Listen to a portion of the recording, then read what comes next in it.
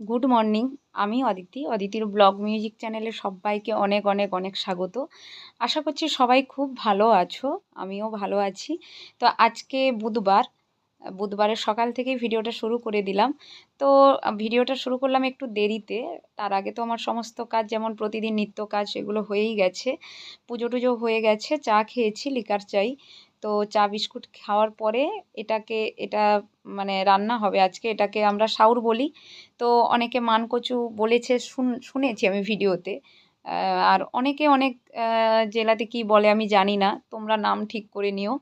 তো এটা আমরা মেদিনীপুরে আমরা সাউরি বলি। তো প্রথমেই আমি বলছি ভিডিওটা আমার পুরোটা দেখতে থাকো, কেউ স্কিপ করবে না। আর ভিডিওটা টেনে টেনেও দেখবে না, পুরোটা শেষ পর্যন্ত দেখো, এই অনুরোধ আমি প্রথমেই করছি। এবং আমার ভিডিও যদি ভালো লাগে চ্যানেলটিকে সাবস্ক্রাইব করে দিও। যারা নতুন দেখছো আমার ভিডিও, তাদের যদি আমার ভিডিও একটু ভালো লাগে অবশ্যই কিন্তু চ্যানেলটাকে সাবস্ক্রাইব করো এবং লাইক করো। কমেন্ট করে জানিও আমার ভিডিও তোমাদের কেমন লাগছে। তো তোমাদের কমেন্টের অপেক্ষায় অবশ্যই আমি থাকি। তো যেই কজনই দেখছো কিনা তাদের যদি একটু আমার ভিডিও ভালো লাগে অবশ্যই কিন্তু লাইক করে দিও। দেখো মা প্রথমে শাউটটাকে এইভাবে মানে জলে ভাপিয়ে নিচ্ছে, আলু পোস্তর মতো ছোট ছোট করে কাটতে হয় এটা। এর সঙ্গে আলু দিয়েছি, আলুও ছোট ছোট করে এইভাবে কেটে, তো পোস্তর যেমন কাটে আর কি তেমনভাবে কেটে এতে মানে মা জলে একটু ওই শাউটটাকে ভাপিয়ে নিল নুন দিয়ে। কারণ কি ওটা ভাপিয়ে নিলে খুব রান্নাটা ভালো হয়। তো মা এখানে চিংড়ি মাছ ভেজে রেখেছে, মশলায় লাগছে পেঁয়াজ, আদা, রসুন, টমেটো, শুকনো লঙ্কার গুঁড়ো, হলুদ গুঁড়ো, জিরে গুঁড়ো, যেগুলো লাগে আর কি ড্রাই স্পাইসেসগুলো, তো সেইগুলোই লাগছে। আর যেমন মাংস রান্না করা হয় তেমনভাবেই তেমন প্রসেসেই রান্না হচ্ছে। এবং নিরামিষ এটাও রান্না করা যায় নিরামিষভাবে, ওটাতে তখন পোস্ত বাটা, কাজু বাদাম বাটা, চারমগজ বাটা। তো নিরামিষ যেদিন হবে সেদিন নয় দেখাবো, আজকে বলে লাভ নেই। তো এখানে মাছের মাথা, চিংড়ি মাছটা মা সুন্দরভাবে ভেজে রেখেছে। আর এখানে এইগুলো মশলাগুলো সাজিয়ে রেখেছে। তো এরপরে রান্নাটা মা ভালো করে কি করলো, ওটা ভাপানোর পরে তেলে আলু আর শাউটটাকে সুন্দরভাবে কষে নিল। তো কষার পর যেমন এরপরে মশলা যেমন মাংসতে যেমন করা হয় তেমনভাবে করেই রান্নাটা হবে। তো পুরোটা দেখতে থাকো, আশা করছি ভিডিওটা তোমাদের খুব ভালো লাগবে। তো এই রান্নাটা আমাদের এখানে মেদিনীপুরে অনুষ্ঠান বাড়িগুলোতে আর কি এটা একটা জনপ্রিয় রান্না, মানে এটা একটা থাকবে। এই রান্নাটা মানে একটা প্রধান রান্না হিসেবে বলে না, শো স্টপার যেমন হয় আর কি। রান্নার মেনু যাই থাক না কেন এই রান্নাটা কিন্তু সবাইকে হার মানাবে। এটা একবার এইভাবে ট্রাই করে খেয়ে দেখো, আমি বলছি খুব খুব ভালো লাগবে। যদি একবার ট্রাই করে খেয়ে দেখো। আমি ভিডিওতে দেখেছি এই কচুর অনেকে জল মানে ভাতে দিয়ে খায়, জানি না কেমন খেতে লাগে, আমি কোনোদিন তো ট্রাই করে দেখিনি। তো এইভাবে এটা ভাজা করে আমি একবার দেখিয়েছি, ভাজা করে খেয়ে দেখো। আর এইভাবে রান্না করে খেয়ে দেখো, অবশ্যই ভালো লাগবে। এবং এর নিরামিষ রান্নাটাও অসাধারণ লাগে। তো এটা একটু মিষ্টি মিষ্টি হবে বললামই। তো মা তেল দিল কড়াইতে, এরপরে যেমন মশলাগুলো অ্যাড করবে, অ্যাড করে রান্নাটা শুরু করছে। এখানে দেখো মা এলাচ দিল আর শুকনো লঙ্কা ফোড়নে আর কি। ফোড়নে শুকনো লঙ্কা এলাচ দেওয়ার পরে একটু জাস্ট এগুলো ভাজা ভাজা হতে টাইম দিতে হবে 1 মিনিট। তো তারপরে মা একের পর এক যেমন মশলা দেওয়া হয় পেঁয়াজ, আদা, রসুনটা প্রথমে দেবে, তারপরে পেঁয়াজ, আদা, টমেটো, শুকনো লঙ্কার গুঁড়ো, জিরে গুঁড়ো, হলুদ গুঁড়ো, তারপরে ধনে গুঁড়ো, তো চিনি একটু, সমস্ত কিছু দিয়ে যেমন মশলা কষানো হয় মাংসের তেমন প্রসেসেই মশলাটা কষছে মা। তো সাথে থাকো, দেখতে থাকো, আশা করছি তোমাদের পুরো ভিডিওটাই ভালো লাগবে। মন থাক হারালে মাঝে মাঝে ছুঁতে আসা, জানি হাত বাড়ালে ধরা দেবে ভালোবাসা। তুমি পথে চেনো, পাশে আছি জেনো, আমাকেও সঙ্গে নিলে থেকে যাব তোমায় আমায় নিয়ে, থেকে যাব তোমায় আমায় নিয়ে। আ আ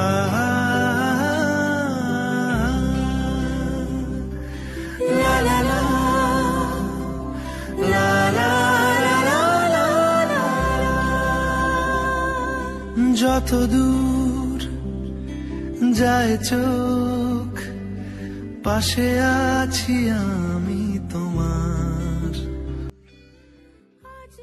তো এই যে মা এখানে জিরে দিচ্ছে, জিরে আর ধনে গুঁড়ো। তো সমস্ত এই যে ড্রাই স্পাইসেসগুলো, এগুলো কি হয়, এগুলো জলে গুলিয়ে দিলে কি না খুব ভালোভাবে রান্নাতে, মানে নাহলে একটা কীরকম মুখে পড়ে। অনেক সময় আমরা তাড়াহুড়োতে করতে পারি না। এটা আমার দাদু মানে শিখিয়ে দিয়েছিল আর কি মাকে। তো দাদু রান্না করতো, দেখতাম দাদু খুব ভালো রান্না করতেন। তো এইভাবে সমস্ত লঙ্কা, হলুদ, জিরে, ধনে এগুলো সমস্ত কিছু জলে ভিজিয়ে রাখতো। তাহলে বলতো কি যে রান্নাটা মানে ভালো মোলায়েম সুন্দর হবে আর কি, কোনো কিছু মুখে পড়বে না, খচখচ মানে একটা বালির মতো হয় না অনেক সময়, তো সেই রকম আর কি। তো দেখো মশলায় মা সমস্ত কিছু তো দিয়েই দিল, দেখতেই পেলে পেঁয়াজ, আদা, রসুন, লঙ্কা গুঁড়ো, হলুদ গুঁড়ো, জিরে গুঁড়ো, ধনে গুঁড়ো সমস্ত কিছু মা দিয়ে এবার ভালো করে মশলাটা যেমন কষা হয় তেমনভাবেই কষবে। তো চলো দেখতে থাকো। আর টমেটো আর একটু চিনির কোয়ান্টিটিটা একটু বেশি হবে, কারণ রান্নাটা তো বললামই প্রথমে মিষ্টি মিষ্টি হবে, তো তার জন্য চিনির কোয়ান্টিটিটা একটু বেশি হবে। তো মশলার প্রায় কষে আসার পরেই মা টমেটোটা অ্যাড করলো। আর একটু বড় সাইজের টমেটো দিলে ভালো হয়, আমার বাড়িতে ছিল না, তো ছোট টমেটোটাই কেটে দিল। আর চিনির কোয়ান্টিটিটা একটু বেশি হবে। তো চলো দেখতে থাকো।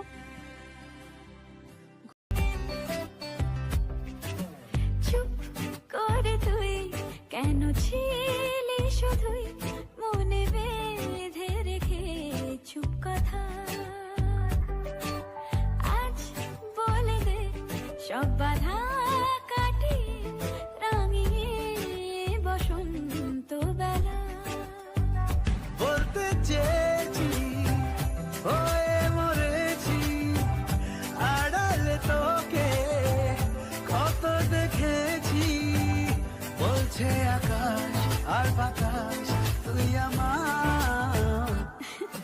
চুপ করে তুই কেন ছিলি শুধুই মনে বেঁধে রেখে চুপ কথা, আজ বলে দে সব বাধা কাটিয়ে রাঙিয়ে বসন্ত বেলা।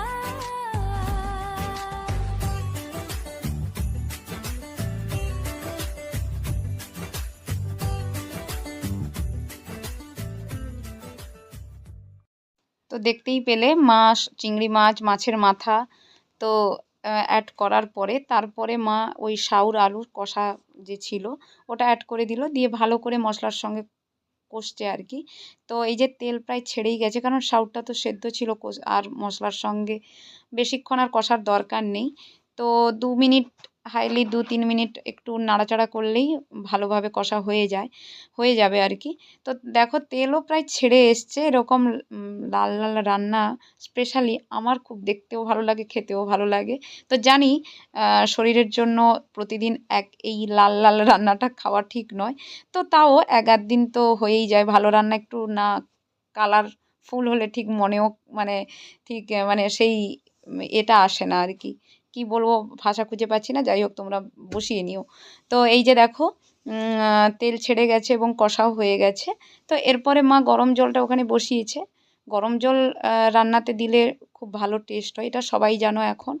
আগে অনেকে জানতো না, কারণ এখন ইউটিউবে এসে গিয়ে সবাই সবাই সবটাই জেনে গেছে, কাউকে নতুন করে বলা নেই। তাও বললাম, অ্যাড করছি যেহেতু, আমি রেসিপি শেয়ার করছি যেহেতু তোমাদেরকে, তাই বললাম। তো একঘেয়েমি প্রতিদিন ঘরোয়া রান্নাতে তো গরম জল অ্যাড করা হয় না আমারও বা মারও, আমাদের হয় না। তো ভালো রান্নাতে তো একটু ভালোভাবে যাতে ফ্লেভারটা ভালো আসে, তার জন্য আমরা জান প্রাণ দিয়ে সমস্ত কিছুই করতে চাই, যাতে মানে মানুষ তো খাওয়ার জন্যই আজকে সমস্ত কিছু করছে, এই পেটটাই সমস্ত কিছুই। তো তার জন্য একটু ভালো করে একটু রান্নাটা অন্তত ভালো দরকার, কারণ রান্নাটা না ভালো হলে না মানুষ খেয়ে শান্তি পেলে, তাহলে সেই রান্নার কোনো মানে হয় না, এটা আমি বুঝি আর কি। সেটা আলু সেদ্ধই হতে পারে, বা সেটা মাংস ভাত, পোলাও ভাত, যাই হোক না কেন, যে কোনো রান্নাই, তো রান্নাটা সেটা রান্নার মতো একটু সুন্দর সুস্বাদু না হলে সেই রান্না তো খেয়ে কোনো লাভ নেই, সেটা জাস্ট একটা প্রহসন, মানে রান্না ওই আর কি। তো আমি এই রকমই যে কাজটাই করব সেটা মন দিয়েই করার চেষ্টা করি, এবং সেটা যাতে মানুষ খেয়ে শান্তি পায় সেটাই অবশ্যই চেষ্টা করি। আর দেখো এই যে রান্না প্রায় ডান, গরম জল তো মা ঢেলেই দিল এটা ফোটার পরে আর কি।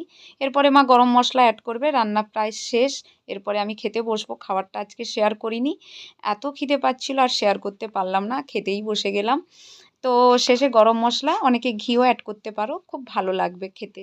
একবার ট্রাই করে খেয়ে দেখো, আমি বলছি তোমাদের খুব খুব খুব ভালো লাগবে। আমাকে পরে কিন্তু কমেন্ট করে জানিও যে এই রান্নাটা এরকম করে খেয়েছি, খুব ভালো লেগেছে। তো অনেকেই এই ভিডিও চ্যানেলে আছে, আস্তে আস্তে মানুষ সবাই দেখে আর কি। তো অবশ্যই যারা দেখবে তারা কমেন্ট করে জানিও যদি ভালো লাগে। আর দেখো খাওয়ার পরে আমি তো কোনো দিন দুপুরে ঘুমাই না, তো দেখলাম একদম অন্ধকারভাবে মেঘ সেজে গেছে। মানে এখানে শ্রাবণ মাস যাই এসছে কি না, বৃষ্টি হয়েই যাচ্ছে।